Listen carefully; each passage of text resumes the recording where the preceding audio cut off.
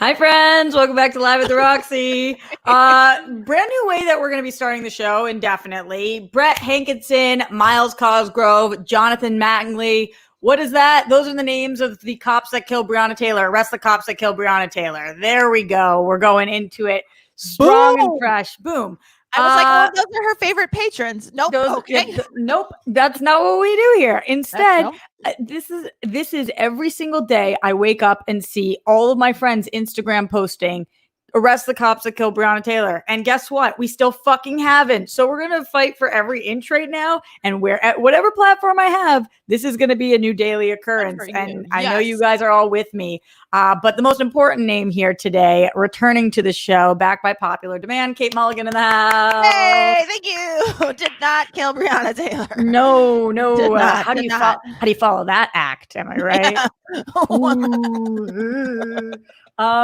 I can just staring at your skin still. It's crazy. God bless, because if anybody's staring at anybody's skin, it would be mine at your, I want to take your skin off your face and put it on mine. Do you have no pores? There's not. What's happening? Also, I don't know if you've seen, but this is if you really want to feel bad about yourself, not you, but if I really want to feel bad about myself, that the app that the who doesn't? Am I right? Yeah. Okay. The facial AI app that I've been using for the impressions that Christian turned me on to, and now it's everything. We've all watched it for 18 hours straight. It's everything I want and more.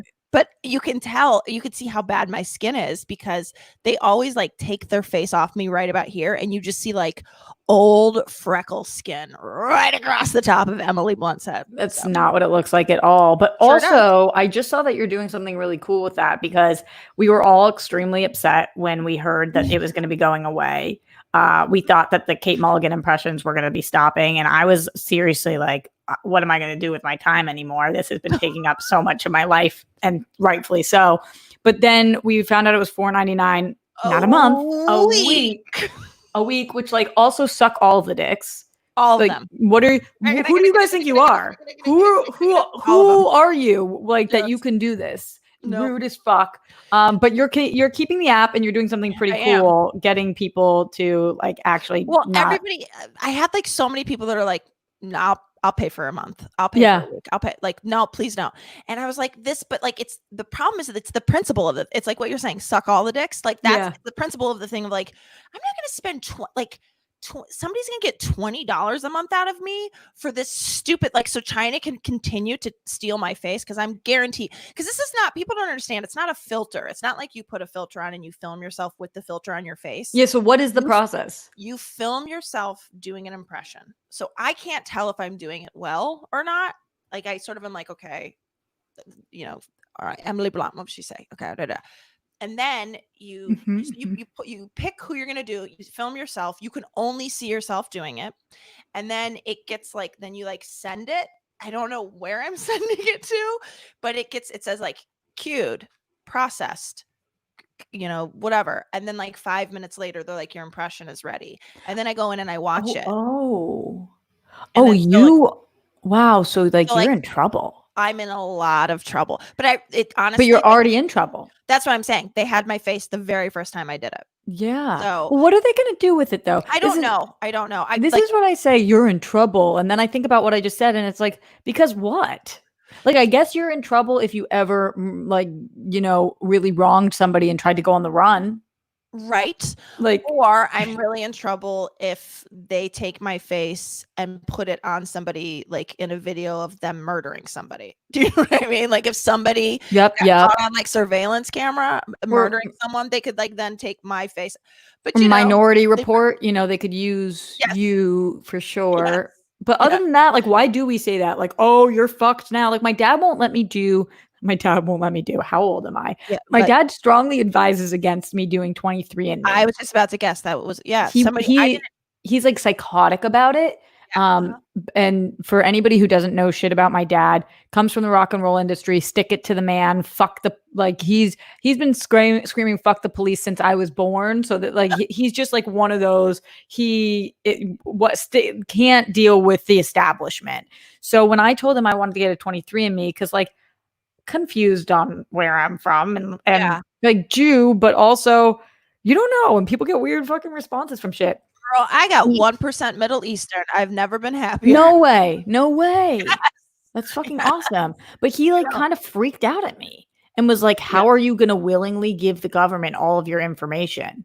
I know. But because what's wrong with that? Like, what actually are they going to know this? Someone freaked me out about it after I had done it. They're like, you just sent off your DNA willingly. And I was like, but what's the worst? Maybe this is the start of my movie where I ask, what's the worst that could happen? And then we'll see what it is. But like, honestly, what is the worst? What are they going to do? I don't know. Okay. Making mouse neurons from stem cells. Yeah. I don't know.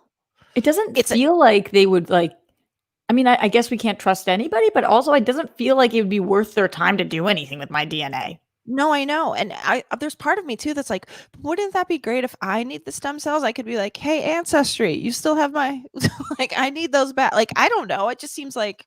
Yeah. But okay. So go back to your thing. Go back to it. So because I want to make sure that everybody knows what we're doing. Yeah. I go, what we're doing. I'm not doing jack shit. You're doing this. Cool. Yeah, no. Basically, so everybody had sort of offered, and I was like, it's the principle of the thing. Like, do I have $5 a week? Yes, I could pay for $5 a week. Okay, I could figure it out. Like, it's not the best way to spend my money, but I could do it. You just take it from your kids. Yeah, exactly.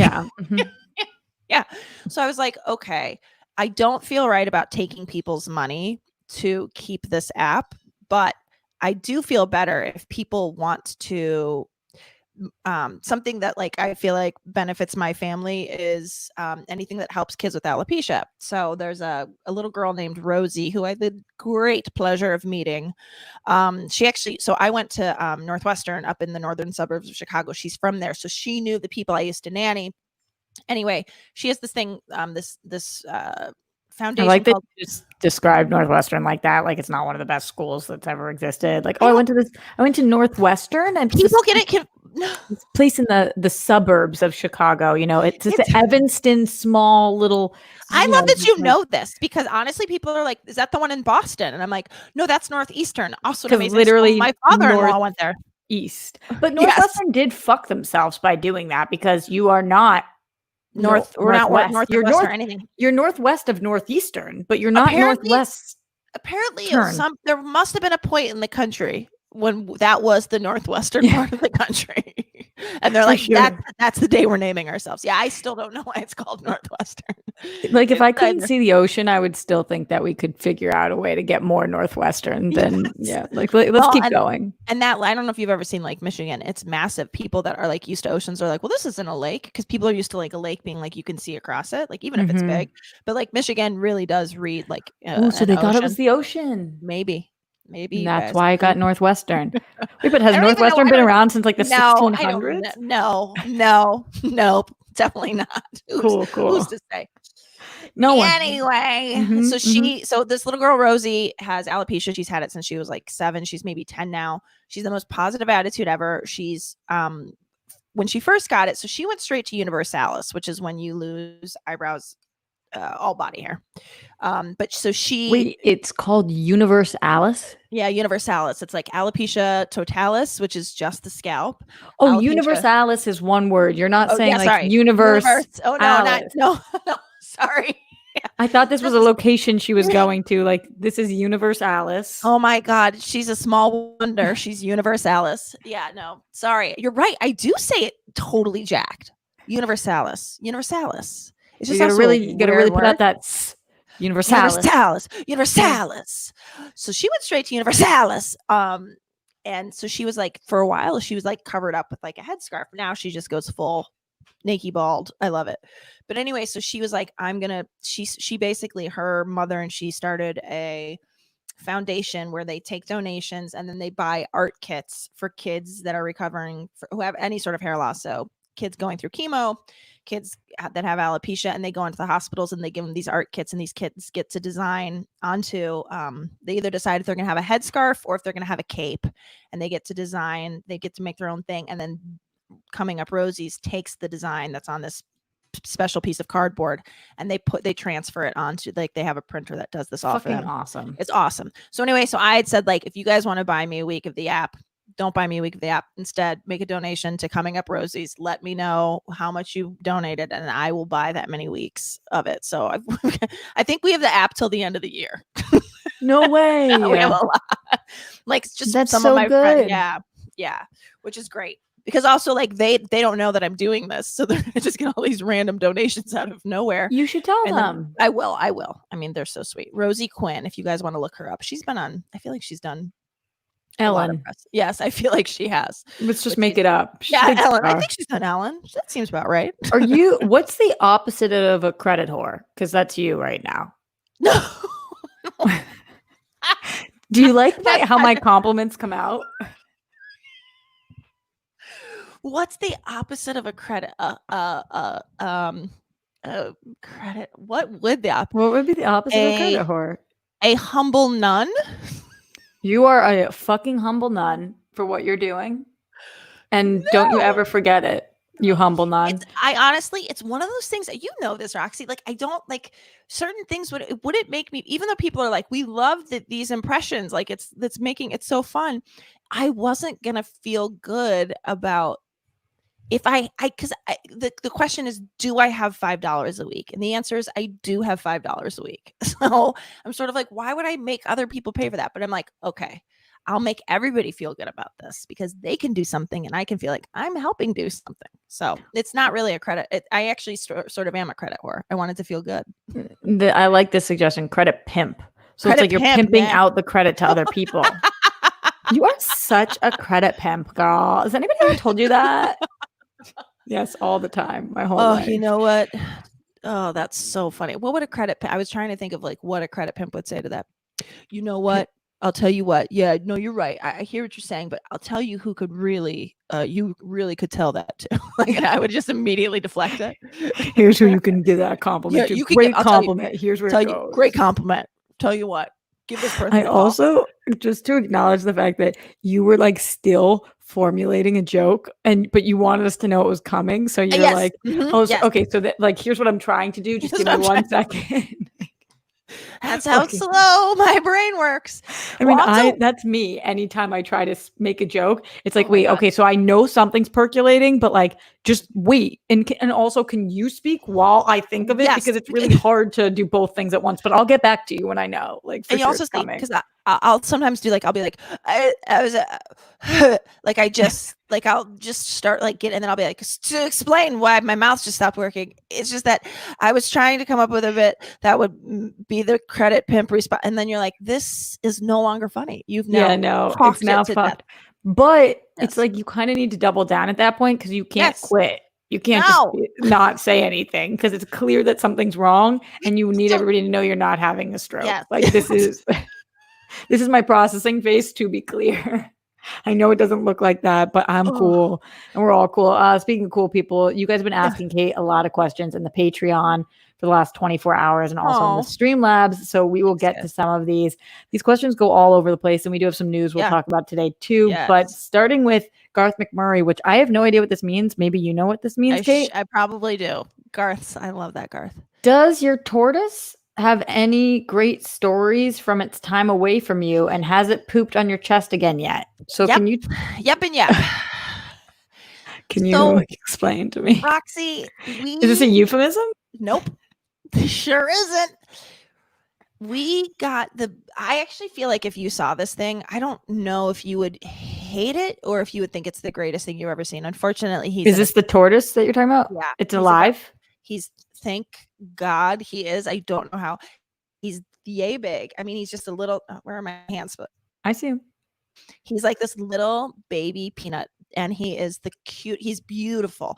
Now, I'm not like a reptile person. I don't know anything about reptiles, but I was like, is a tortoise a reptile? A tortoise is a reptile. Am I wrong? No, yes, because scales and tails. Yes, that's where we got from Burbank's Scales and Tails. Yeah, it's a reptile because they lay eggs, right? And I would only think like a lizard or a gecko.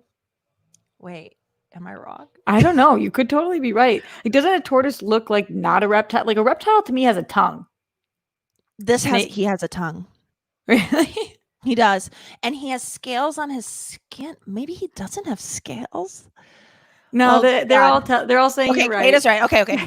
Phew. Okay. I'll tell you what. What other reptiles have shells? Like, come on. I mean, turtles, I guess, would also then be a reptile. Turtles are. Here's the right. other thing. Check this fact out. Tortoises can drown, not swim. They don't have webbed. Turtles can swim. Tortoises, desert. Is a turtle a reptile? Yes. Well, I don't know. go to the people. Huh. All right. You guys. Back to you now, Garth McMurray. An amphibious reptile. Amphibious reptiles. There you go. Wow. Because also, did you see the face I just made? I didn't know I could make that face. Let's see it again. That looks like the Grinch. You just made it. Why was it so casual? I didn't like on purpose make a face. You said something. I went, yeah. Okay. I guess I do that in conversation. Looks like somebody. There's like a character that does that. Is it Robert De Niro? Because I'm pretty sure it's Robert De Niro. It's Robert. On my impression. It's de-aged Robert De Niro. Yeah, totally. All right. So you have a reptile. So anyway, so we got him during quarantine. Got him maybe back in May because my boys like were home all day long. We're just like staring at each other. Like we're like, wouldn't it be great to care for something else? But I was also like, I don't have money to buy food for like a dog. So I was like, oh, a tortoise is perfect. And we like went in. They had this little baby tortoise. He just walks like around our yard and eats our grass, but he's teeny. So I have like a baby gate up. He got out on Friday and went missing. And when I tell you, I was distraught. I was despondent. I don't even know how to explain it. I don't know if it's like, first of all, it was like, there was this little baby that like I failed to take care of. Like, how did I let him? And then our neighbors behind us were like, oh yeah, we had a hawk in our yard yesterday. And I was like, oh no, got him. Oh my God. I looked, I'm not kidding you. Friday, Saturday, Sunday. He's gone for days? 4 days. But by the way, does he have a penis? We don't know. We actually don't know. They say that we'll find out when he's 5 if we take him to a vet, or 11 when his genitalia will present themselves. How long does he live? Oh, between 50 and 100 years, Roxy. So it really felt like a slap in the face that I managed to lose him when he was a year and a half old. Well, you legitimately lost 99 years of his life. Okay. So anyway, I was like, I was every single day. I was like, just like, also, if you think I got a flash of how hard, there's like so many hard things that are coming up in my life with my kids. Hopefully if the like at some point I'm going to have to tell my kids that somebody that they love has died. Right. And you have not had to do that yet. I did have to do it with our next door neighbor, but Neil was maybe 3 at the time. So it wasn't like, but I like got a real glimpse into it because I said to Neil, that night, he's like, why don't we take Tommy Johnson? And I was like, oh, Tommy Johnson, I got a note from him. I'm like crying, by the way, while I say this. I'm like, I got a note from him. He went on an adventure. So, and Neil goes, tortoises don't write. Where is he? And I was like, no way. Yep. And I was like, I don't know, honey. He's not in his cage anymore. And I've been looking into cut to, let's just get to the happy part because it's pathetic. The middle part's pathetic. I would like every day like wake up and I'm like, I read that they come out in the sun if they're hiding. So I would like walk around and I'd be like, Tommy Johnson, it's me, mama. And can like they chill with no food? Yeah, but also food's everywhere out here because he just eats grass. He eats dandelions and clovers. Like he's legit. I'm like thinking about a skinny tortoise. It's not a good look. Yeah. So basically, cut to Tuesday, I'm out with my boys. I'm in a car. I see that my neighbor's calling and I'm like, maybe she found Tommy Johnson. There's no way. They live across the street from us. Like I don't even hardly able to cross that street. Did you tell them you were missing that? Yes. Tommy Johnson was missing? All of Burbank knew because I had posted on Nextdoor. Like I'm actually curious to know if Video Drew was like, well, Kate's officially insane because I was like, hi, everybody, please spare me the lectures. But my tortoise is like, I was just like, we're so distraught. When you have to start with, please spare me the lectures, you just know. You're posting on Nextdoor. So she's like, I had her over the car speaker and she was like, check over your turtle. And I was like, who over the car speaker? My neighbor when she called. And I was like, it sounded like she said Chuck ran over my turtle. And I was like, so I like pull her on, like I'm driving with the boys in the car. I'm like, she's telling me. And then I pull her onto my phone and I was like, hi, I couldn't hear you. What'd you say? Chuck found your turtle. And I screamed. And then I go, is he alive? Of course he's alive. She was like, what are you talking? And he crossed a street. For the record, this is a street where like I hardly get across the street without almost dying. People come tearing down the street. I don't know how this little bitty baby crossed the street, walked up their very steep driveway, and was in their backyard hiding behind one of their garbage cans. They have 2 giant desert tortoises. I think he was either going to visit them or smell the tortoise. I think he could smell the tortoises. So we're going to try to like see if they want to hang out together sometime. He just wanted to be with the other tortoise. Or the other thing is they had been gone this weekend, and they like we never visit anybody like while they're home, but they're like, we're gonna be gone. If you guys could, they have chickens too in the backyard. They're like, if you could take care of the chickens and tortoises for us, but you can also use the pool. So we had spent Saturday at their pool. And I'm like, maybe he heard us. Maybe that's why he. But then I was like, no, that asshole didn't come when I was calling around the yard. I'm just confused because you live in Los Angeles. So this whole chicken and multiple tortoises in the somebody owning thing, like, are you really here? Where have you moved to? You're in Idaho. Welcome to Burbank, baby. I would like to be welcome to Burbank. I am in the suburbs and could not be happier about it.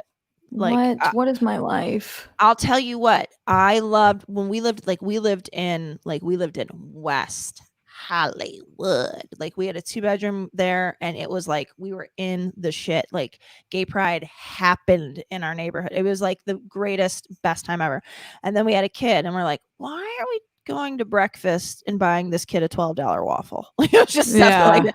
And like now it's like chain restaurants, you can be as mad as you want about chain restaurants, but when you have kids and they have a kids menu and a high chair and you don't have to have reservations, it's the greatest thing in the world. I love chain restaurants. Not that we're doing any of that anymore. But. No, because wear a mask. Have we been clear about that?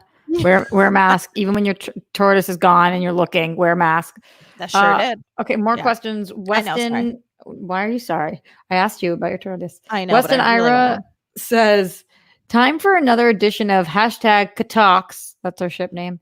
Ooh. One of the best Kate's Homo sapien can find. Huh.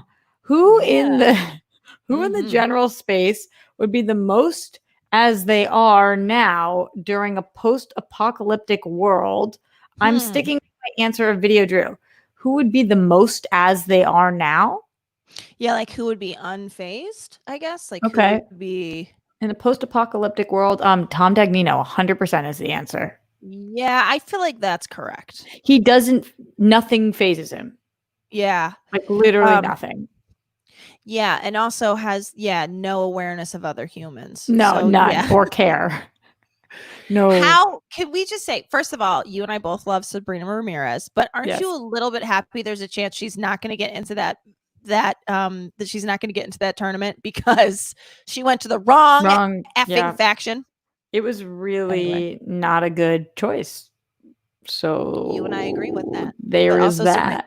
Also adore her, but also I love you. We love you. We love you. That's why we're just jealous. We wanted you. We wanted you. That's all. We just wanted you. That's all. We wanted you. Really, you're really great. It's totally fine. All right. Matthew Gold said, I was impressed with your dance moves on Dorina's dance party. Do you have a dance background? No, that's so kind. I do. What'd you do? I gotta tell you, there's like a weird thing in my body where I can hear any music. Oh, that's what she said.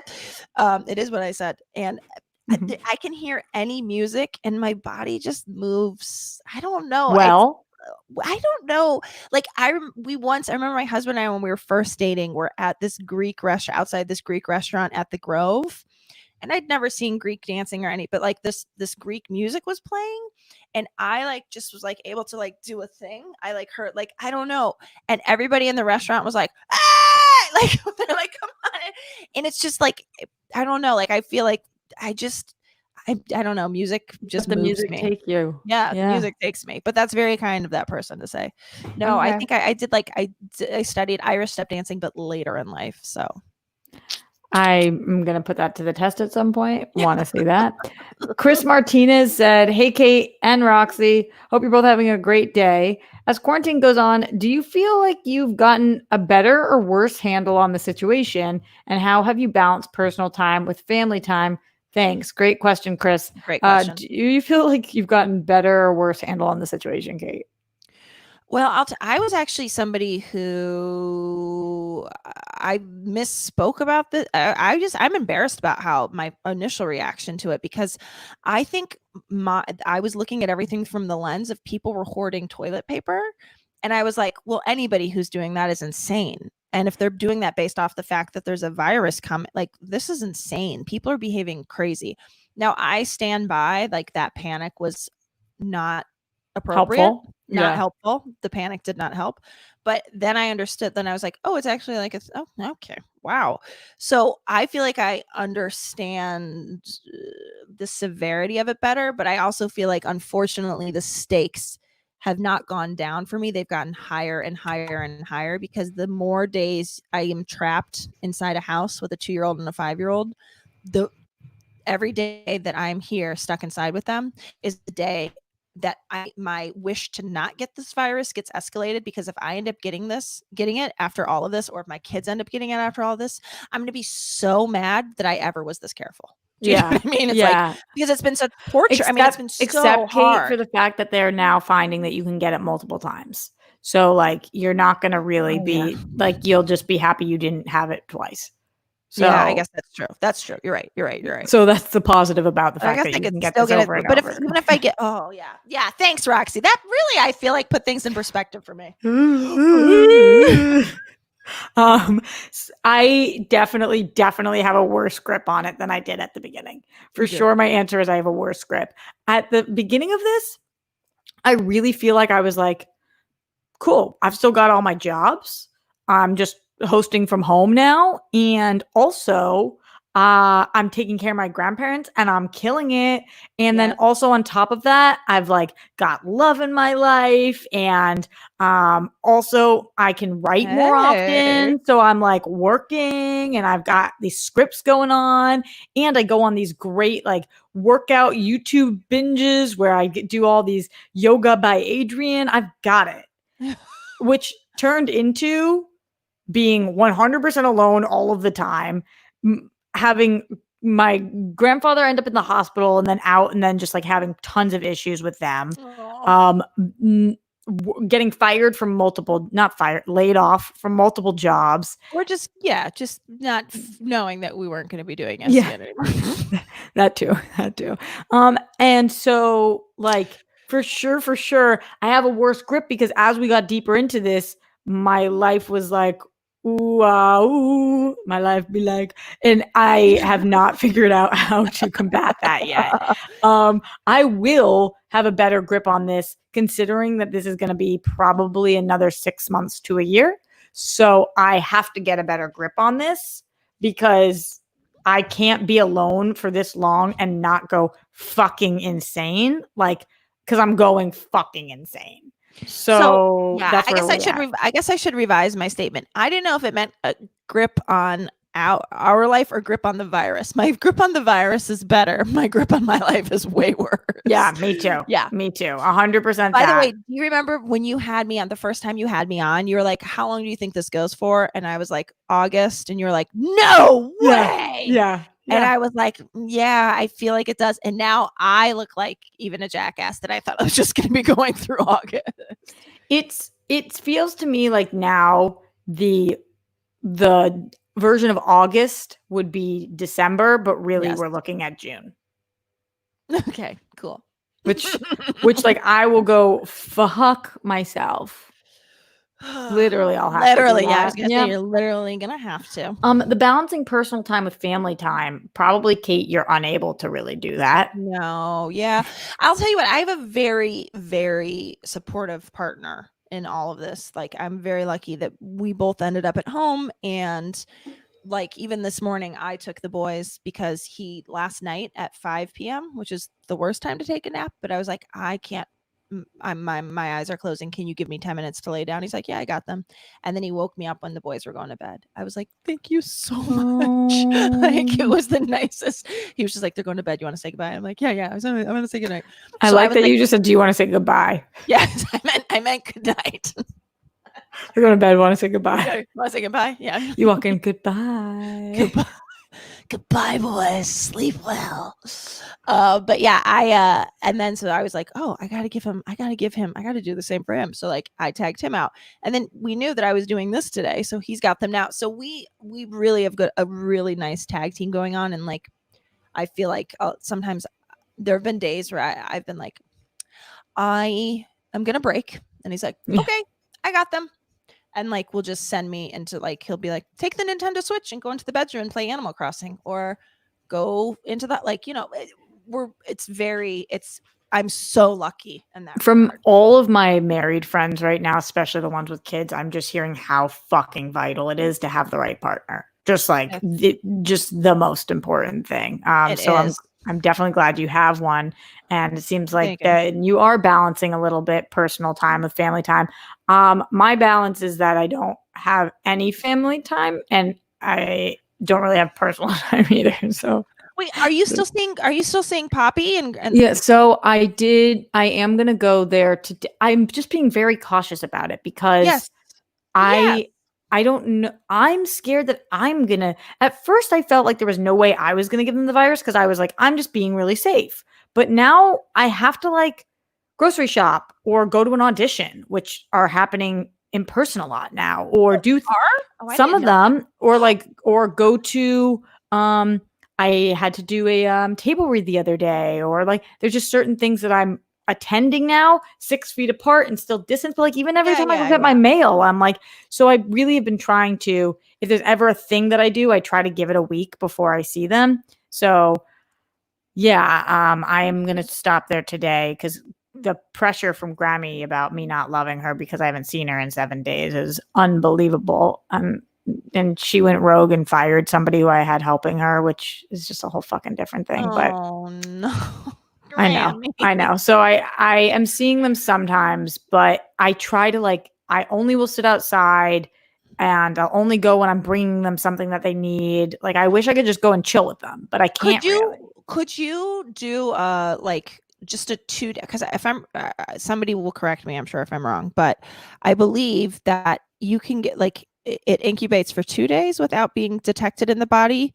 But like, could you like you have a table read, 2 days go by, get the COVID test, and if you're negative, just go whole hog with them. So am I wrong about that? No, it's not that you're wrong. It's that the COVID tests in LA right now have been moved from 7 to 14 days because there's such an outpouring of people that want tests.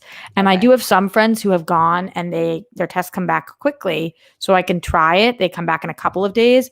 But right now, the LA mandate is that you get it back within 14 days. So in that time period, I could have contracted COVID. Yes, of course. Like, so it's just like crazy. And even if it's 2 days that I don't get it back, I'm still scared. I still need to be wearing a mask, and I still want to, just like be as safe as fucking possible. So yeah. And Garth is saying there are also false negatives where we keep seeing that as well, where there's been a ton of false negatives. I heard that the antibody test is the one that was having the accuracy issues, but that the COVID test was pretty accurate. Well, I don't know. Again, shouldn't be speaking about this. Yeah, how dare you? How could you speak on this, Kate? I just can't even believe the audacity. I was one of those like, why are they hoarding toilet paper? This isn't real. Me too. Larry Lee says, shout out to Kate. Word, I agree. Always shout out to Kate. Doesn't it feel good to be shout out to? It sure does. Sure. Why not? Also, Morse code's at weeks, 5 more weeks. Don't know what that's in regard to. 5 more weeks of COVID? Feel like do you have a vaccine? And then Morse code's at 5 more months. Well, 5 more months. I'll take 5 more months. Don't say that. I'll die. Gretchen says, I keep going up and down with my grip on dealing with the virus / the world. Some days I'm calm and cool. Then other days feel like I'm losing my damn mind. Yep. Grief, right? Yeah. We talked about this last time. It's grief. We're all experiencing grief. And that is exactly what grief is. It's not linear. You can, after something horrible happens, you can have you could be totally yourself one day, and then 3 days later be worse than you've ever been before. It's not like there is a slow march to getting better or to feeling normalized in all of this, but like it's a roller coaster Yeah. Okay. Here's what I want to say though, and I hope it's taken okay on what you just said. Yeah. Because I do agree. But one of the ways that I am trying to get a grip on this right now, and by the way, thank you to my neighbor who's mowing the lawn during my stream. How dare. I actually can't even hear them. Good. So I've been seeing a lot of like, for no rhyme or reason, I feel this way, or for no rhyme on this day or that day. And I do think that that's very valid. However, what I will say is it's no different than in real life where there's a lot of differences to now in real life. But what's no different is that you have to help yourself. And I've talked about this a little bit on this stream before, but what we know is we have to make it till tomorrow. Yep. And we're going to have to do that for several months. But we take it day by day. And so if you are not well right now, that's because you're normal. This time fucking sucks. But also, if you're not well right now, you need to do whatever you can to implement things that will make you as well as you possibly could be. Because absolutely, a lot of people are kind of throwing their hands up right now and saying like, I'm not well. This is a tough time. I'm depressed. I'm sad. I'm angry. And I get it. And I have all of those things too. Trust me. This has been, as you guys have seen on this show in the last month, I'm depressed. I'm sad. I'm angry as well. However, I'm really actively working on trying to find moments of happiness and things that make me not feel that way. So for you guys, that might be learning a new hobby. It might be going on a walk every day. It might be binging a TV show that you love. It might be working out, but habits that don't just involve drugs and alcohol or compulsive or upsetting long-term behavior are so fucking important to have right now. And I know I feel like I'm being preachy and I don't mean it like that, but like really think about if you don't feel okay, what can you do? What's still in your power to do something to make you feel 1% better? Like it's literally about the things that can make you feel this much better. If it makes you feel better every day to start with meditation, you guys know that doesn't work for me. It hasn't yet. I fucking suck at meditating. I've tried it. I fucking suck at it. My mind is like all Boston and shit during meditation, so it doesn't work. But maybe that works for you. Or trying yoga for 10 minutes a day or whatever it is right now that like legitimately will help your well-being. Just fucking try it. Try anything that could give you that extra percentage to make it to tomorrow.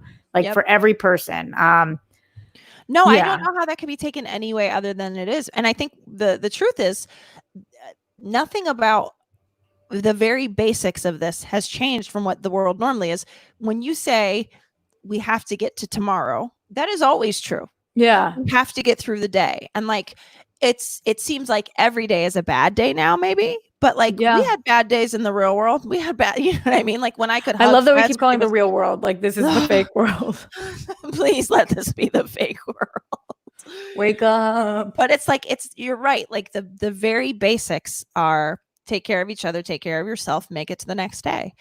Nothing about that has changed. It's just we're much more aware of the deficits right now of how hard it is to get to the next day. And sometimes I have to say, like something I have realized is that I was drinking every single night until 2 weeks ago. I think a lot of us are. Every single night. And I wasn't waking up hungover. I was doing it in a way that like I could always function. I could take care of my kids the next day. But ultimately I knew that wasn't good for me. So I was like, okay, I'm going to let myself drink on the weekends. Now there are 3 days in a week. And if you ask me, Friday, Saturday, and Sunday. Totally. Yep. So I was like, okay, because I had to do something that was doable because I can't go from 7 days a week to no days a week. And I feel like when people try to make big jumps, it's like you set yourself up to fail. And so that's been going great. Like, I'm not going to drink on, but then like the day we found Tommy Johnson, I said to my husband, I'm like, I'm just being accountable to you. I am going to drink tonight. I feel like celebrating the fact that our tortoise is back. He's like, absolutely. And I was like, and I feel like if I had a real drinking problem, I would be hiding this from you. Right. He's like, I don't know. It doesn't matter. I don't know. Can't deal with that today. But it will change and morph. Like you are doing the smart thing, which is like in the moment, drinking 7 days a week right now probably feels like the answer. But when you feel yourself going down, remember, because this is to everybody, drinking is a fucking depressant. It is. Yes. And as somebody who spent much of her life drinking 7 days a week, who no longer drinks 7 days a week and feels very lucky that I do have a grip on it, when you're drinking every night, you can't identify that you are part of why you're depressed is because you're drinking every night. So you have to think science. This is the same as wearing a fucking mask. Yeah. We are not doctors. We are not scientists. So we don't actually understand the science behind it. But when experts tell you something, you have to fucking trust them. And experts have told us alcohol is a depressant. We know it's a depressant. So if you're drinking every night and you are feeling depressed, one of the first things you need to try is not drinking every night. Yep. And that could be cutting back to 6 nights and then 5 nights. And then maybe you do just a weekend thing or a once a week thing, or only when you're celebrating something and not when you're sad. Like I'm not a cold turkey person. I've never been a cold turkey person. That works for some people, and that might be what some people have to do. But for me, like, if you are somebody right now who's eating an entire box of Oreos every single night, feel you. Maybe try not doing that and eating half the box of Oreos. Yes. Yeah. Like literally just a little less of whatever your vices are right now, if you can. So absolutely. I'm completely with you, Kate. And I'm glad I didn't sound like a jackass, because the last thing I want is for people to think that I don't think they have reason to be like depressed right now. No shit. Like, it's fucking crazy now. Well, and also it's also like, I was like, I'm drinking. Is that okay with Zoloft? And she feel, because it's not that it's not like a dangerous interaction. She's like, but alcohol is a depressant. You're on an antidepressant. So if you start to feel like your medicine's not, if the efficacy of it is being compromised, you need to not. And I was like, well, I'm only doing it. She's like, well, how many? And I was like, 3 beers a night. She was like, okay, I would say no. It will. It's like, okay. It sucks to make choices that don't feel good in the moment. Yeah. That's so challenging. I want to just comfort myself. You know what it was for me? I said to Dickie, like, the first night I wasn't drinking, I'm like, it's not that I need to drink. It's like, I wanted a reward for getting through the day. I just wanted to reward. And like, drinking felt like such a reward. It's like, take the edge off. This thing is delicious. Da, da, da, you know? This is what I told myself when I started cutting back on drinking 7 nights a week. Nobody on the planet doesn't want to drink 7 weeks a night. Everyone wants to drink 7 weeks a night. That does not make me unique. What makes you somebody who's going to take it to the next level is deciding that actually doesn't bring you happiness. Right. And so you need to do something to be happy. Because every fucking person wants to eat what they want to eat, drink when they want to drink, watch what they want to watch when they want to watch it. No shit, Sherlock. Like, everybody wants that. Because I would talk to my friends when I was drinking 7 nights a week, and they were talking to me about it. And I was like, listen, but this is what I want to do. And they were like, yeah, duh. Everyone fucking wants that. Like, you think that you think that you're cool? You think you're the only person who's like, I love having wine, a bottle of wine every night. Yep. Like, no shit. Yeah. You know, like, that's duh. We all love that. But it doesn't make you happy. So like, you got to put. And I'm glad to hear about your weekend plan. Yes, it's a good. It's a good one. It's just a start, you know. Although gummies have just come into my life too. What, weed gummies? Yeah. Oh, I'm not a good edible person, but I am using an abundance of cannabis right now. So. Okay. Yeah. I'm not doing like a lot of gummy, but I'll tell you what, gummy is greater than alcohol. Gummies are like fucking relaxing as hell. If you just take like a 5 milligram or like under 10, it's perfect. Yep. And then you're just like, anyway. Guys, is Kate coming in a little spotty for you guys right now? All of a sudden I'm hearing. I'm sorry. Drop me out. This happens. Let's see. And all right, I'll drop her and I'll bring her back in. All right, we've removed her, but I miss her so much. We'll see what we can do. She's back and better than ever. Am I still spotty?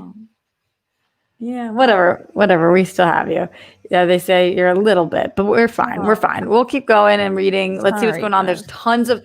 I have so much shit to ask you still. Okay. Basement Lounge says, I work for a news station and my grip on reality and sanity is slipping away in droves. I can't even process this insanity anymore. I literally working for a news station right now. I mean, that sounds like fucking hell. Like, you're essential for a reason, but like, I am so sorry. Yeah, and just know that you feel like shit because anybody in your position would. I can't like imagine anybody. Yeah. try to find those little things to make yourself 1% happier, whatever it is. Oh, I feel like dropping her out made it worse. How? Did it? Oh, and then you were just doing monkey. You were stuck in monkey. Okay, what can here? Okay, let me see. What if I do camp? Like, well, isn't it funny that you can see my dimple in my monkey? Oh, wait. Okay, I just went to high definition. Was it better? Did it make it better? Oh, I don't think so. It's like you're not moving, but LOL, Kate. Yeah, well, she'll keep trying. We'll see what else is going on. Normalized therapy. You know what? Hold on. I'm going to see if anyone else is using the internet right now. Oh, those bastards. Did I just call your children bastards? Great. Yeah. No, my husband's the one. Oh, all right. We'll see when you come back. Normalized therapy completely. And there's a lot of great resources for that right now for online therapists that I've been seeing a ton of. These other ones are specifically for Kate. I don't want to read them while she is not here. A couple things that I did want to talk about on the show today, but I don't know that we're going to have much time to do it because you guys still have so many questions for Kate, which is awesome. I don't know if you guys saw about, were they on it? We'll see. How do we do? No one's on the internet. What is happening in our lives? I don't know. I'm so sorry. I feel like this is why are you sorry? No, wait, you're kind of perfect now. I think someone was lying to you. No. What? No. No what? The problem is about to be solved. She's solving the problem one Kate at a time. Is that your theme song? Yeah. She did it. She did it. I didn't realize, Dickie told me, everybody's so sick of hearing about poor Dickie, the best man on the planet. This is working right now. You're perfect. Yeah, I know. You know why? Because he told me, he's like, I'm going to put the internet in. And I was like, yeah. Skybound got me 100-foot Ethernet cable to attach to the computer. I didn't realize he had his power plug-in, not the Ethernet cord. So. Oh, well, now you're perfect. No, you're great. Hi, Foxy and Kate, two of the best of SEN. LOL, that's why we were the first to leave. Maybe we're in the Matrix. Maybe the real world is worse. That would be scary. Listen, what if? So, oh my God, did you hear about there was somebody that had gone on like not a hiking, but had disappeared and came into the pandemic, basically had gone on a 3-month retreat away, out of society, and then came back during the pandemic. I asked this the other day on the stream. I was like, how many people on the planet living right now do you think don't know we're in a global pandemic? Like monks? Such a great question. I mean, there's got to be dozens, maybe hundreds, possibly thousands. Yeah. I also imagine there's indigenous tribes in the Amazon and stuff still. I have to imagine that wow. Interesting. Are there any astronauts that would be fucking crazy? I mean, shit. Deontay Wimbish just says, Kate. Wow. Deontay! Love that face. Make it forever. Never giving it back. Morse code said, actually, I accidentally said 5 more months first. I guess it came through backwards, but I was saying 5 more weeks of Kate deepfakes. Oh, 5 more weeks. It sounds like you said we're going to make it to the end of the year. Yeah, I think so. Well, I have to double check because some people I know have donated but haven't told me what they donated yet. And then friends of mine just sent stuff directly to Venmo. And then my brother-in-law was he sent me his receipt. I was like, oh my God. Fuck. How are we still freezing? Kate, what's happening? No. I don't know what's happening. I'm still freezing. Yeah, but then you're not, and then you are. You're so Katy Perry. You're hot and you're cold. Yes, and you're not. Yes, and you're not. All right, we've got tons of Streamlabs. I'm gonna get through some of these right now. Streamlabs.com/Roxy Stryer. Katie the Good Witch. Okay, so I saw Katie sent this in last night. This was a late night one, and Katie is an amazing, amazing friend of the show who has gone through some extreme trauma in her past. But she said, I have PTSD from sexual assault, and wearing a mask was, to be honest, kind of traumatic at the beginning. But I had to for my job, and also it's to keep people from fucking dying. If I can do it 40 hours a week, people throwing tantrums are just fucking monsters. Katie, completely. And I could only imagine why you would have PTSD from that. And that sounds fucking horrible. So thank you for doing your part in wearing the mask, even though it sounds incredibly challenging. Yeah. And I agree when I see people not wearing a mask, and it's just like, how do you not? How can you not fucking care? It's crazy. It's crazy. I'm so Katie, sorry. you're awesome. You're Yeah. amazing. Wait, Kate, I'm ditching you and bringing you back in because you look clear down there. How? It's a little better. Your face just will get totally blurred. Glenn Caesar said, "Hello, Roxy and Kate. Thanks for virtually hanging out with us today again. Wishing you both and all of the rock stars a happy Sunday and love-filled, a super happy and love-filled Thursday." I said happy Sunday. It's not Happy, Sunday. listen, Yep. also happy Sunday. Kate, did you have any pets growing up? And also, was there a pet that your parents said no to? I had cats growing up, and I don't think we ever asked for a pet. Like, we just were like, I guess we have cats. Like, we were just cat people. Yeah, well, you would have asked for one if you didn't have one, maybe. Yeah, I probably would have, but no, they didn't say no to anything. It's so funny. My mom just wrote a story for my boys about Tommy Johnson going missing, and she started off with like, when they got Tommy Johnson, because Daddy was allergic to dogs. I'm like, actually, my actual mother. Nice to meet you, Mom. Like, I was like, what you think, Dickie? Like, I was like, I don't know how we got through 38 years of my life, and my mother doesn't know I'm deeply allergic to dogs. But, Yeah, okay. yeah. No, she just doesn't care. Just no fucks given about She that. told on herself. Yeah, exactly, without meaning to.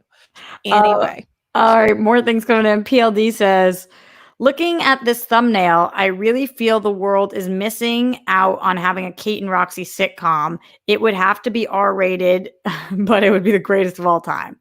Agreed. I would be like the older sister. We would be like step siblings, and I would be like the older Are sister. you mean or am I mean? Oh, I'm mean. I think you're mean. No, I don't think either of us are mean. I think Roxy trying to get through life. Don't you feel like stepsisters are like, I don't know many stepsisters who are like super nice to each other. Is that a fucked up thing to say? If you're basing this solely on Cinderella, like, yes, kind of that is where I get it from. Whatever, Cinderella. I'm just saying it doesn't. Our age difference does not make sense if it was biological parents per se. That's why I'm saying step or half. I don't know. Biological people who have kids at 18 sometimes have kids that are like straight up fucking 25 years apart. Like, you're absolutely right. That's true. Well, also, I mean, back my best friend growing up, her dad was one of 11 kids, and his oldest his oldest sister, basically, he ended up having a nephew that was just a year younger than him, because she was 22 when he was born. His oldest sister was 22. Yeah. So he at 23 had a kid, and he was, anyway. So yeah, you're right. Okay. All right, fine. We're actual sisters. Right. Jake Yakoveta said, "Has Kate been working on her Roxy impression?" Yeah, I would like to know. Yeah, I am. I was actually. It's so funny. It's another thing, like when like I dance, like music just goes into me, and I'm just like, I guess I'm gonna move my body this way, and I don't really think about it. You were in my body, Roxy. That's what she said. There was something I could hear you. What'd I say?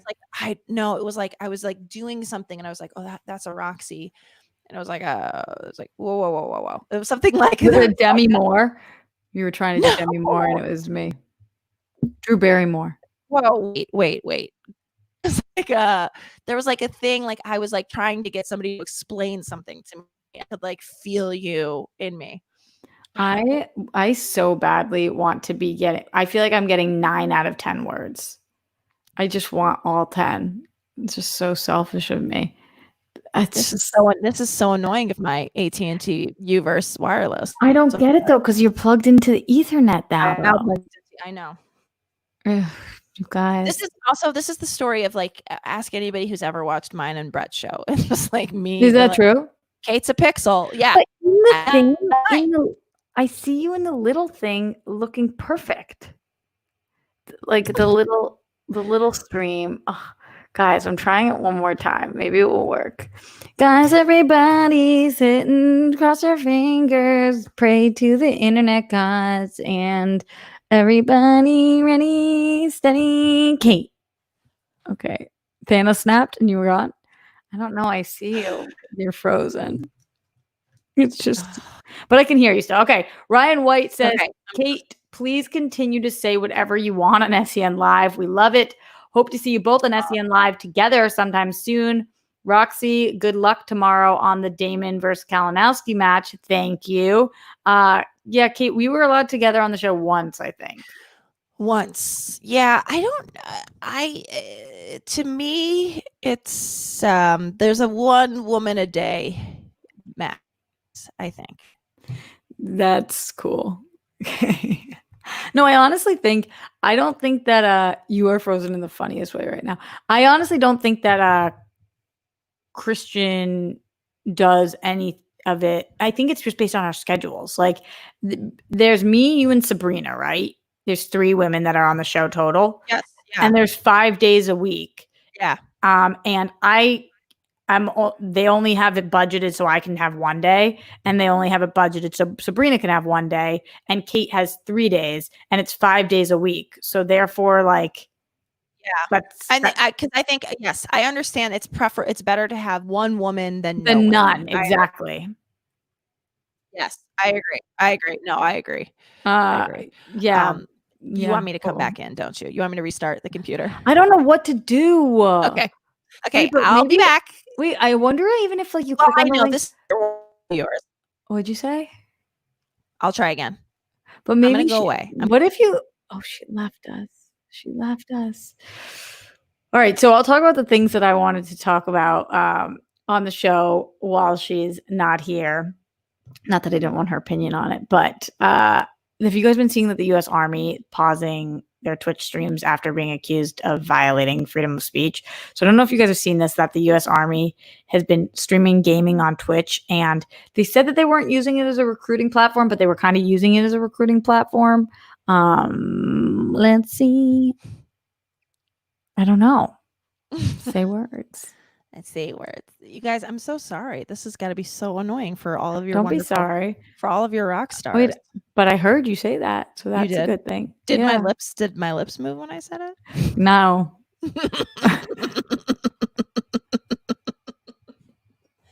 No, I can't believe this is the way I lose all of my this is the Rockstar supporters. Well, it seems a little better. I don't want to say that though. We were just talking a bit about the US Army using the Twitch as a recruiting thing. I was only doing that because we still have so many things to get through, but while you were gone, I was just talking about something. Yes. So we can talk about it more tomorrow, but essentially that's what they've been doing. And then people were commenting and asking them about different war crimes, and they were blocking them. But because the US Army is the government, they were being accused, because they're employed by the United States, they were being accused of the First Amendment, violating the freedom of speech of citizens. So that was an interesting thing. It's kind of an interesting tactic for Army to be recruiting people like this, but they said that that's not what they're doing, but also that's how they are getting some people. I don't know, Kate, any thoughts on this? I mean, I certainly don't know enough. Weird world. I mean, I guess it's just it's a slippery slope, as my kids would say, slippery. It is slippery as fuck. Yeah. Your kids probably don't say that part. No, definitely they do. Yeah, no, they definitely do. Let's talk about Scott Gerard in the Streamlabs, streamlabs.com/Roxy Jerry says, Kate, I'm thinking of placing that sexy drawing of Brett into a frame next to my bed so that in the unlikely event that I have a lady friend come over, she has 100% chance of finding something attractive in my room. Glad to hear the news about your turtle. I love Scott Gerard. That's fucking awesome. Oh, that's he's so funny. Hitman Hudson says Tom Dagnino 2024. I literally think there's one person on this planet that might make a worse president than Trump, and it is Tom Dagnino. Just so you guys know, to the extent in which I don't think Tom Dagnino could be president. I'm gonna back you up on that. Just to be clear. Love him. Oh no. Glenn Caesar said, here's some driving/car related questions for Kate. Number 1, stick shift or automatic? I wish stick shift. I think it's so sexy, but I was terrible at it. Automatic. Same answers. After getting your driver's license, what's the first car that you drove by yourself? Mercury Tracer. Whoa. What's the first car you ever had? Mercury Tracer. Ooh. And what's the first car you ever bought on your own? A Honda Fit. Honda Honda Fit. Fit. I called her cute butt because she had a cute butt. My mom had a Honda Fit growing up, Oh. and we called her Spaceship. Oh, yeah. In the inside, she looked like a total spaceship. Also, surprisingly roomy inside. Yeah, it was just so like there was a lot of buttons, and it was very roomy, like a spaceship. Like aerodynamic inside in a way that I was like, it doesn't need to be aerodynamic in here. Yeah. Also, why do I think spaceships are roomy? Yeah. Really good point. Really because all the spaceships I've been in, there's a lot of extra activities. Yeah. It's pretty much like Step Brothers.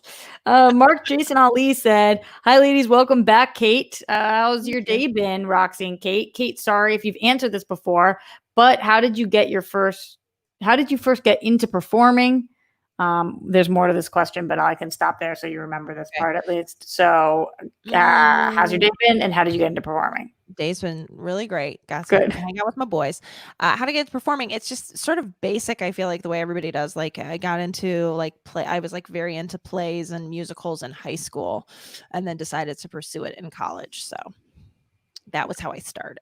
I love that. It's just such an honest answer. That's so good. Then same to you, Rox. I know you moved out to LA over a decade ago, but what was it that convinced you to take the plunge? I was born in LA and then I moved to Boston when I was 2. So I feel like it was in my blood. And then I started my first show. I was 3 years old and I played the Bowl of Mush in Goodnight Moon.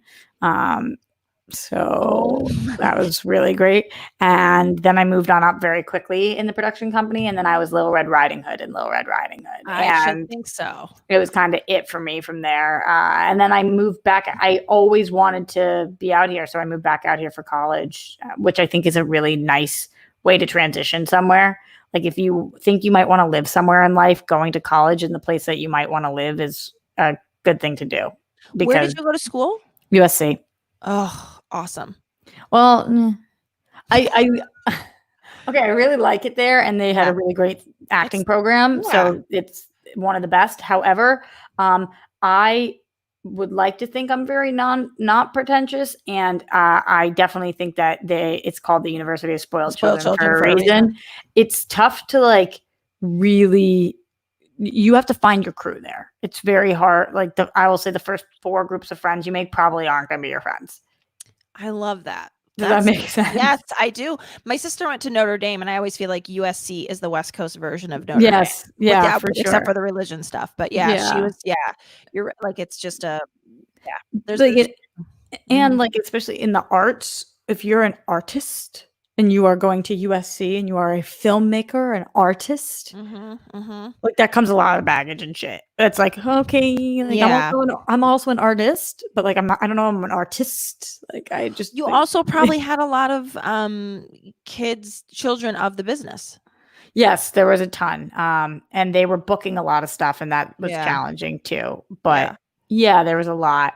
When I was there, Jack Nicholson's son was there as well. That was a big one. There was actually a lot. There was a lot of kids. Schwarzenegger's kid was there too at the same time. There's just a lot. The one that's married to Bieber now? No, that's Christina. It was their son Patrick. Oh, okay. Who was then also younger. The worst part, we had this at Northwestern too with the parents and stuff. But it was always so bad because it was you knew that for the student theater stuff, they were putting those kids in the plays because they wanted the parents to come see it. Yeah. It's so I just felt so bad for them. I loved the school, don't get me wrong, but there was just there's some things about it that and also how did I leave? So what, $200,000 later, luckily I was on some scholarships, but $200,000 is the price of it later. I left with no reel, no resume, no headshot, no idea how to get an agent or manager. So with Northwestern, that's your time. So I don't think that's great. No, because they don't want to focus on the business of it. They want to focus on the art, the craft, the art. Yeah. Great. But There's like 4 now I need a years. job. Yeah. Let's do the first 3 years focusing on the craft, and then let's teach me how to get an agent. That'd be How great. do I do this? Yeah. Totally. So I Yeah. did love the school, but there were things that I'm like, they could probably work on that for the amount of money that it is. Landon Sosa says, Roxy and Kate, you two are amazing women. Stay safe. Oh, thank you. Thank you Also, so I much. just saw somebody tell me to turn off my Wi-Fi, so I did that. We'll see if that helps. Your thing, I haven't wanted to say anything, but your thing's been great for the last 5 minutes. Okay. We're going to go with that. We are going to go with it. But I turn off the Wi-Fi too. Thank you, Trackstars. I think that you can't Ethernet while you Wi-Fi. Okay, so that's what I do. The other thing I'll say is that I don't have this problem on Zoom. I have this problem exclusively on my show with Brett, which is StreamYards, and this I'm having. I mean, obviously it's happening here too. Anyway. What I think the lesson is that you fucking suck at Wi-Fi. You suck at it. Suck at it. Glenn said in the Patreon, Kate, it's great to have you back here live at the Roxy. Do you have a favorite type of music or specific artist and band that you listen to when you want to unwind or relax? And what about a favorite type of music or specific artist or band when you want to dance and help de-stress and lift your spirits and get yourself back in a good headspace? Again, thanks. Ugh, great question. I love like if I want to feel like without driving 100 miles per hour with windows down on a freeway, but if I want to have that feeling, I will listen to Arcade Fire's album Funeral. Are you a big Arcade Fire person? That particular album, I mean, I like Neon Bible too, but I, for whatever reason, like that one, like the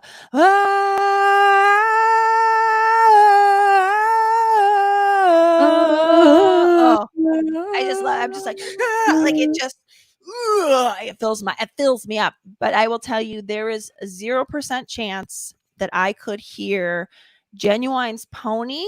I could hear that's one of the best.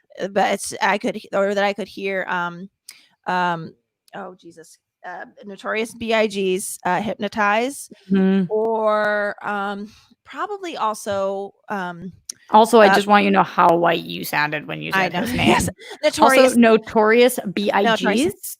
He's Universalis.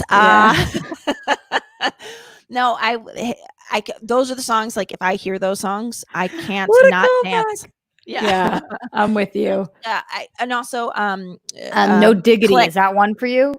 It used to be, but I have to say, like, I still like I like to do the rap part of it. Like I like do the whole way rap. You're working. No diggity. But also that Kanye, it's like Kanye, Jay-Z, it's like that song Click. You know, nobody fucking with my click. Click, click, click, click. Like, like, I just love that song. So yeah, like I feel like hip hop is definitely music I love to dance to. And yeah, like didn't know we were gonna get that. Yeah, how about it? I wish that we could, without getting you totally demonetized, play any of those songs right now. That would be amazing. I would play them all. D Train said, did you answer both parts of the question? I don't know. Yes, she said, or D Train, or he or she said. It was Glenn music? Before. Oh, yes. Sorry. No, you did it. You were good. Okay. D-Train said, the pandemic sucks for everyone, but what good thing has happened to you during the pandemic? For me, I quit smoking and drinking, and I'm still going strong. And I also got to explore one of my home states of New York. That's great. Awesome. D-Train sounds like you're fucking crushing it. Yeah. What good things happened to you during pandemic? You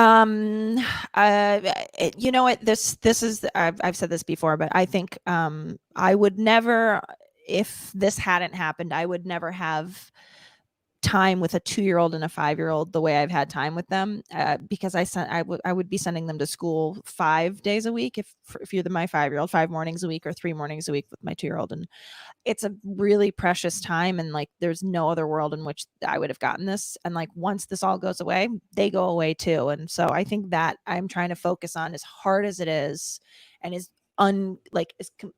part of my anxiety during this time is just, we cannot keep this house together. Like there's just stuff, like cleanliness wise, like there's just shit everywhere. And it's just also because like we don't send them away ever. They're here all the time. Yeah, so yeah. If they're gonna play with Legos, they're gonna stay. Like, so I'm trying to be like, yes, the house is a disaster. However, I'm with my kids, and I feel really lucky. So also, I gave you a tuna recipe today, so that was a good thing that happened to you during the pandemic. Y'all know about carrots and tuna. Did you know? Did you know? For me, the good thing that's happened is that my grandparents are still with us. Like, as long as I can keep them safe and alive, then it's been an okay pandemic. Like, that's just priority number one for me.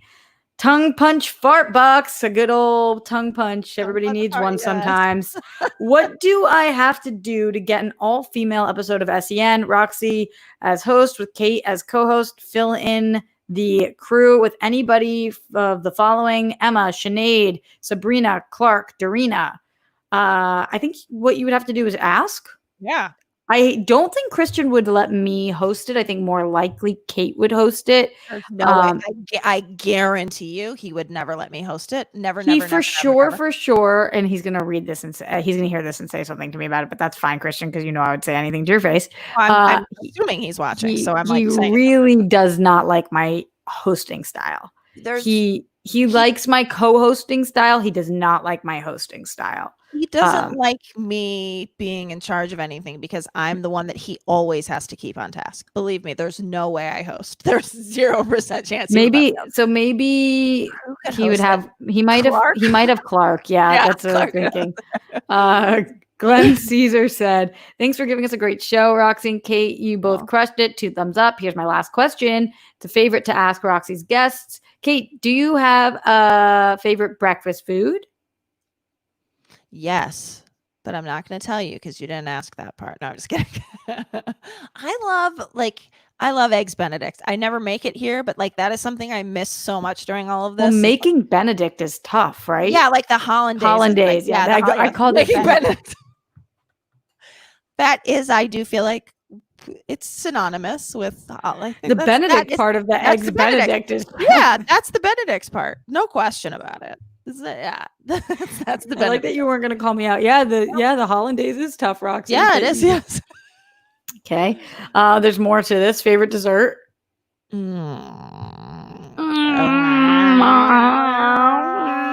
been eating drumsticks a lot during this. Those drumsticks. The chocolate over the vanilla ice cream. Yeah. I was like, he said dessert. I'm like, yeah, that's how I do dessert. I do protein only dessert. And then the last part is favorite guilty pleasure or late night snack. I'll tell you what, during this, I have been if I'm having a super tough day, this does not follow the advice you gave earlier, Roxy, but I'll be like, okay, I need to go get some poke nachos and a watermelon margarita from takeout from Yard House. You know what? It doesn't not follow the advice because you're not doing that 7 days a week. That's true. You can absolutely have when you're having the worst of the days, you can have your fucking poke nachos and your margarita. Yeah. 100%. Okay. I usually get 2 margaritas. You can have 2. You could even I usually get 17 margaritas. 70 margaritas. Let me live my life. Are you on a tight to get back to your children right now? No, schedule? I'm not tight in any sense of the word. How's that feel?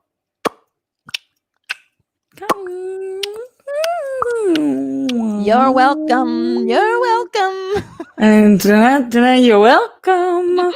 What is the rock song? Oh, yeah. Deontay Wimbish says, Roxy, didn't he choose you to take over for Collider Live? I'm tongue punch fart box, by the way. What? Deontay, your tongue punch fart box? Deontay. No, he super did not choose me to take over for Collider Live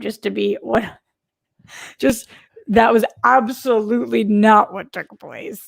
Wait, no. Can I change my answer to something great that happened during the pandemic? Was that you found out Deontay's tongue fart. I can't even say it anymore. Tongue punch fart box. TPFB in the house, baby.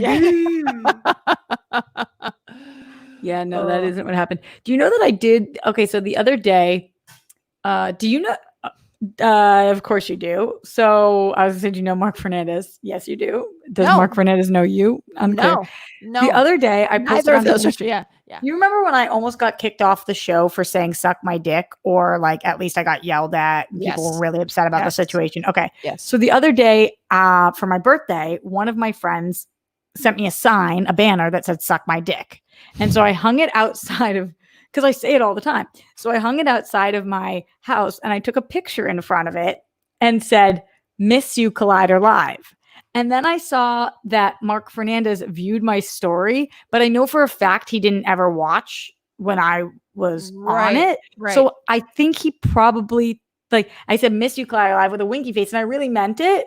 And I think he probably thought I was being a jackass, like saying, telling "Suck them my dick." Yeah. Oh, Miss you. So then I wanted to message him and be like, "Oh, wait, just so you know, the suck my dick is actually like something that I say. The Collider Live part, "miss you," is like real." But then I was like, that's worse. So I just let it go. Can someone tell him that for us? That'd be great. Can someone please tell Mark Fernandez it? But yes, I mean, I understand why that would, because it probably looks like you're telling them to suck your dick. But also but isn't that part of the problem? Like if the guy that's running the place doesn't know that that was part of a scandal that took place. But maybe he does know. Oh, so then we're fine. But I don't think so. Okay, well, there we go. Then we're not so fine. No, he and I actually never, ever met. I knew who he was, but he never, I felt like I was getting snuck in there and snuck out of there. Yeah, I didn't meet him for a while either, but then I did. And actually we got along really well. Yeah. I think he likes me. Yes, of course he does. Absolutely. I think so. Absolutely. He might not like me after he thinks I said suck my dick, but I didn't. It wasn't to you. Yeah. And then also I posted suck my dick and I tagged Josh McCouga in it. But then I got really self-conscious and was like, wait, what if he's still mad at me about this? Because remember, he's the one who stormed out. So then I reposted it and untagged him. But then I realized he got the notification for being tagged. And I was like, oh, I think I've made things worse. That's been my quarantine. So now you get where we are in life. Josh McCouga once tricked me so badly. I thought I had offended him by something, and I called and left this message. I'm like, "I'm so sorry." And then like he sent me a text being like, "Thanks, I really was hurt by what you said." And I was like, "Dude, I'm so sorry." So sorry. I just kept going on, and he was like, "You're an idiot. I'm fucking with you. I didn't care. I didn't give a shit." And I was like, "Damn." No. He doesn't give a fuck. All right. Before we get out of here, another thing I just wanted to talk about because it was big news today, and we've been talking about it on the show for a couple of weeks, but there was action taken today. Chris D'Elia was having a prank show that was coming out at Netflix, and they scrapped the entire show. Kate, I have no idea, based on your stand-up past, if you have ever run into Chris D'Elia or what you thought about this whole situation. I don't know if you've talked about this at all. So no, I haven't. I mean, I used to do stand-up with Chris D'Elia. He was on, I want to say it was the Whitney show at the time. Was he on a show called Whitney? It was like 2007, 2008, like around then, 2000. Anyway, he would. Is that Whitney Cummings show? Yeah, I think it was. It was a show called Whitney, I think. Yeah, what he was on at the time. But I remember, like, he was profoundly funny. He would show up to Room 5. Honestly, it would be like when I would be doing stand-up with Christian, and this was right when like my friend Andrew Santino was starting out, and he's a big deal now too. But we'd be at this show called Room 5. It was above this restaurant called Amalfi on La Brea and like La Brea and something. La Brea and Melrose, maybe. Anyway, bottom line is he would show up, and he had this joke that I thought was just the funniest thing is like ever. And he was like, all of these girls are like talking about how like, I don't want any drama, but he would always say it in the most dramatic way. He's like, a girl's a problem when she's like, I don't want any drama. It was like this very funny joke. So it wasn't like we were pals. It wasn't like, but like he'd go up, I'd go up, whatever. I remember thinking he was very funny. He is very funny. He's medium funny now, I think. No, okay, I saw his most recent Netflix special, and I was not as taken with it. I haven't watched him in quite a bit, but I thought back in a few years ago, I remember thinking he's very funny. Yeah. So this is what I will say. So I do have dear friends that are friends with him. So I, tried to be there for them during that time. I'm like, I'm thinking of you today. Is there anything I can be doing for you? Because I know that this really hit everybody hard. There's not much question that like a text chain is a text chain. Like, you're like this pattern, the same email address. Like, it seems like there's no now so he has a type. Do we know in every case, is there reasonable doubt that he knew their ages? There is reasonable doubt. But also he definitely liked girls that looked younger. There's no question. Yeah. And then to the extent that like his friends joked about it once on a podcast. So there's that. There's that. So I sort of feel like and also not only that, but then there's like this period of time where like then it all sort of stopped. Like the last accusation I feel like was maybe 2016.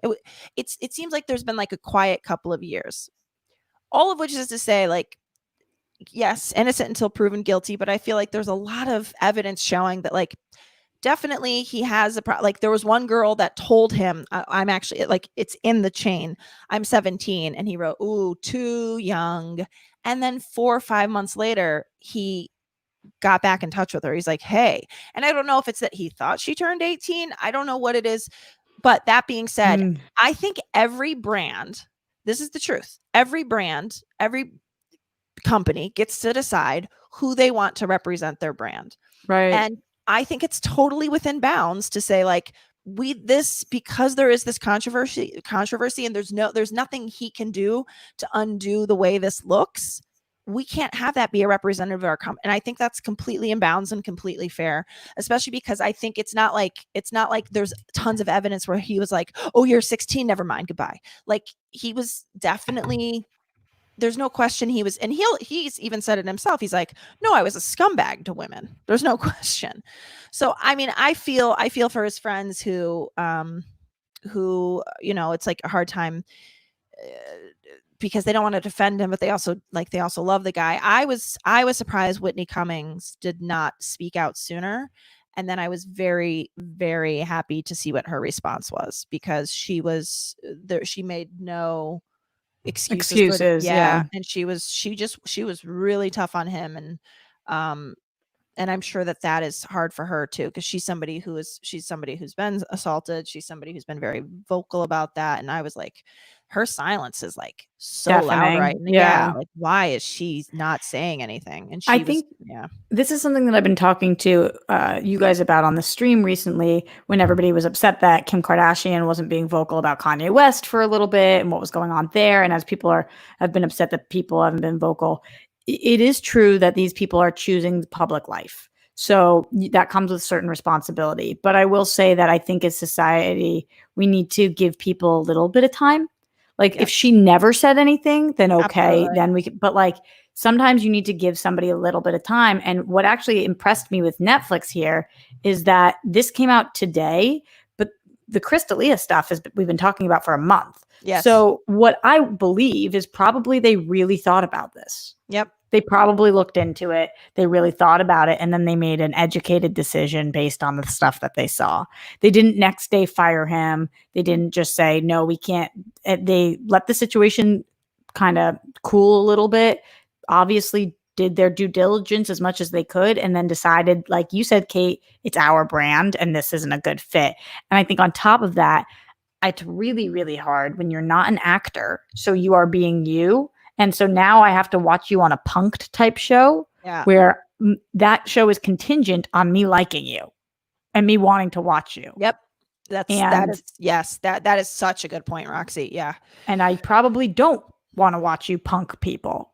That's probably not something I feel like watching. So It's not a good investment for Netflix. Why would they want to do that? Because it's definitely going to be a money loss for them. So I think that's right. I mean, it would be like, that's it. I mean, you said it exactly right, that we don't want to, I just think about like, I don't want to be worried about like anybody in his proximity. You know what I mean? Like, I don't want it's that sort of thing where it's like, and this is the thing that's like, this is the thing that's so tough about accepting a life in the public eye is like, I am sure he feels like his life is ruined and that this embarrassing thing about him has come out, and whether or not it's just whatever it is, whether or not it was malicious and intentional, or if it's just like he's got a thing, who knows? I'm not just like a little creepy, or like where it is on the scale. We don't know. Who knows, right?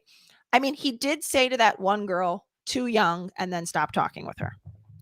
But then he initiated again like 4 months later. So it's like I don't know what to say.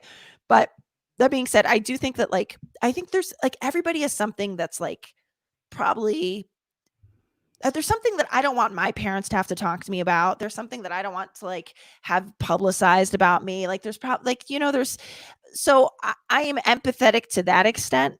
And I feel like, I don't know. I'm not being articulate about it. I'm not, No, I'm getting what you say. What you're saying is that there's different levels to things. Yes. Like this cancel culture is crazy, but at the same time, if there's multiple if there's evidence of you having this affinity for really young women, that's an issue. Yes. And so that's an issue. Yes. Absolutely. And also just the fact that he wasn't great. Like, I mean, he was clearly just fucking and ducking. You know what I mean? It's like, yeah. And if like, even if that's, they're like, well, we don't want people that aren't family men as part of our brand. That's right. Even, you know what I mean? Like that's within bounds. Like it's the same. I give this example on the show a lot, but it's the Chris Hardwick thing for me, right? Like even if people are on different sides about like whether what he did was illegal or illegal or assault or not assault, regardless, the letter that was put out about him made me feel not good watching him because I felt icky, like he was an icky person. Yep. Doesn't mean he's doing something that even is legally or anything. Like I just was like, I don't like want to watch people as personalities whose personality I don't like. Yep. So it makes you feel kind of icky, and that's hard. That's the challenge of being a host, a stand-up comedian, not an actor where you're escaping behind a different thing. That when you are who you are is what you're selling. Yep. Then we have to kind of like who you are. And like the other thing that I'm really having a hard time with is that like these rules apply even if in ways I don't like. It was like the NFL got rid of Colin Kaepernick. That wasn't part of their brand at the time. They didn't want that. Like that. I'm like, no, I would like, no, but it's the same thing as saying Crystalia can't have a show here. And it just sucks that like, that is something that I'm really trying to work through is like standards apply to both directions. I agree theoretically. However, like how is one guy being possibly a pedophile or pervy the same as another guy? It's not. You're saying the moral part's not the same, but the company's ability to. Yeah, that's what I'm saying. Like that's what not at all. And thank you for saving me on that. To be clear, what I'm saying is like I don't think like this is the thing that's so hard for me is like I don't think Colin Kaepernick should have been like I think he should like, but I have to remember like okay, I guess a company gets to decide what their brand is, and then we as people get to decide if we want to support that company. That's right. That is correct, Roxy, and that's I guess what Netflix is deciding is that like because you and I would not be watching that Crystalia show, right? Okay, do we want the Roxys and Kates to still watch a reality show that we might put out? Great, we do. Okay, then let's get rid of Crystalia. Like that's exactly it, Roxy.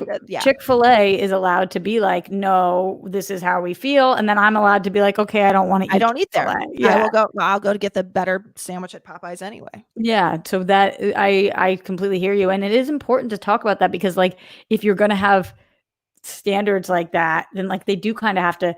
People are talking about this with the Jeffrey Epstein case right now. Like if Donald Trump is part of that case, we need to know about it. If Bill Clinton is part of it, absolutely, we got to know about it. Absolutely. It's like either way.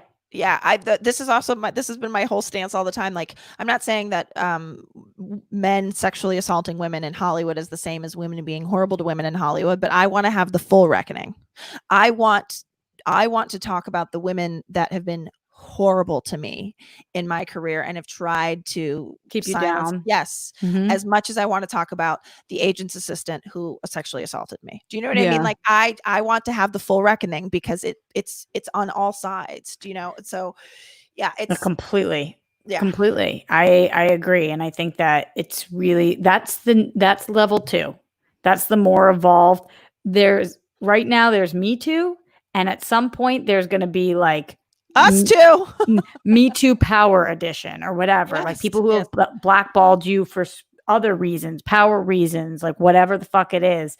But it's kind of like we can only handle one thing at a time. Yes. And so we pick the most egregious to start with. And then we kind of like let it trickle from there. And I think what Chris D'Elia has been accused of, and what it seems very much like he has partaken in, is definitely way infinitely more egregious. But I'm just saying, a private company or whatever has the right to decide what their brand decisions is. And that is tough for me, because sometimes I'm like, no, they shouldn't have been allowed to fire Colin Kaepernick. Like, yeah, but, like, I think Cap right now is laughing straight to the bank. Oh, yes. I mean, absolutely. And that's a lesson to all of us about the worst thing that happened in your life. The thing that you think is the worst sometimes can be the very best. Oh, absolutely. Because I guarantee you, most people did not know who Colin Kaepernick was prior to this. And now he is going to be, I think, one of the biggest stars of our lifetime. Like, he, with his TV and movie deals right now and like everything going on, Cap is the fucking shit. And everybody talks about how he started what later on became a massive movement, and not started, but he was a huge, huge part of it. Absolutely. So probably at the time, not being a part of the NFL felt like the worst thing in his life, and later on it really helped him. We went all over the place on this show. We sure did. Glenn Caesar, to get us out of here, said, great show, Roxy and Kate. This was super fun today. I hope Kate can come back soon. P.S. Roxy. Amy Dallin said, yes, I'd love to come on Roxy's show. Oh, that's great. Then I'll make sure she comes on in a couple of weeks. Kate, like, what do I have to do to get you here all the time? Cool. Nothing. Just, it's done. Sold. I love it. Thank you for being here today. Somebody just announced that they don't have cancer. What happened? Somebody just announced in your chat that they don't have cancer. That's wonderful. Do you see that? Guys, it still cells overgrowing and not cancer. Have to come back in 6 months. Is this what it is? Let's see. Yeah. Silu. Congratulations. That's huge. Oh my goodness. Cancer free, cells overgrowing and not cancer. Have to come back in 6 months. Well, everybody has to go back and that's fucking awesome. That's great. Also, Noah says that you skipped his super chat. Wait, no way. What'd I do? Noah, she didn't mean to. Noah, she didn't mean to. Noah, can you tell me what you said? Where the fuck is it? I'll tell you guys. It's hard out here for a pimp. Yeah. I see it. No, Noah Demon. Check out the band Caravan Palace. Ooh, okay. Is that probably? I think that's when you were talking about Arcade Fire. Yeah. Great. Fantastic. Sorry, Noah. I'm sorry, honey, to anybody whose stuff I skip. I never mean to. Did you see my super chat? Deontay, didn't I? Oh, yeah. Before you go, which would you rather experience, ghost or aliens? I did see this. Thank you for reminding me, Deontay. Ooh, ghost. Really? Yeah. Somebody you knew or didn't know? Either. I mean, if they were going to come back to like haunt me, I would prefer it be somebody I know, because I'd be like, Nana, knock it off. But ghost or alien? But ghost, I don't know. I feel like alien is here. Ghost is trapped somewhere in between. So my answer is also ghost, but because I'm 1000% sure aliens exist, I am not positive that ghosts do. Yeah. So I don't need to see an alien to know that they're there. They just haven't gotten to us yet. Or maybe they have and they haven't introduced themselves. Or maybe they're in a different form that's not whatever. But there's life. To think that we're the only life in the universe is so big-headed. I can't even for sure there's other aliens. 100%. I don't know about ghosts. Would you like to see a Star Wars movie about Force ghosts? Because I'm pitching it. I'm in. Yeah. Don't we just want to see them all? It should be like Spaceballs for Force ghosts. Yes, that's what we're saying. RB3 wants it to be actually like a really dark, scary movie, but I am not dropping this bit anytime soon. Sorry, RB3. Guys, as we are getting out of here, please go follow Kate. And one more time, Kate, for the where they can support Rosie and keep you doing your impressions. It's called you guys, we're taking care of it at the end of the year. But if you just want to support, Coming Up Rosies is the name of the Little Girls Foundation. There's a link in my Instagram bio if they want. Which you have to go follow her to see at Katest Mom Ever, because she is the Katest Mom Ever. Oh, you did a face too. Oh, I'm gonna work on a Kate impression. Oh, that's just talk too much. I look so sexy when you do me. That's what she said. That's what she says. All right, guys, getting out of here. Much love. I'll be back tomorrow, 1 p.m. live at the Roxy. Kate is the fucking best. Oh, yeah, good. You put this in here. That was sweet. And Jake rocks too. Kate, thank you for being here, my love. Thank you for having me. Are you kidding? Everybody at home, lesson to take away from the show: try to do whatever you can to be that 1% happier that we've talked about. Kate's already making the improvements and changes in her life. You guys can do it too. Don't let your turtle out. You don't know how it's going to go. Very, very important lessons. Okay, Deontay, one last one. Kate, can we get more deep fakes? Yes, honey. They're coming. But it's all the same actor. Honey. Yes, honey. Yes, honey. Much love to you all. See you tomorrow. Kate, much love to you. Thank you. And love you. Stay safe. Stay happy as much as you can. Stay healthy. Keep fighting. And we'll be back here. Do whatever you got to do to make it to tomorrow.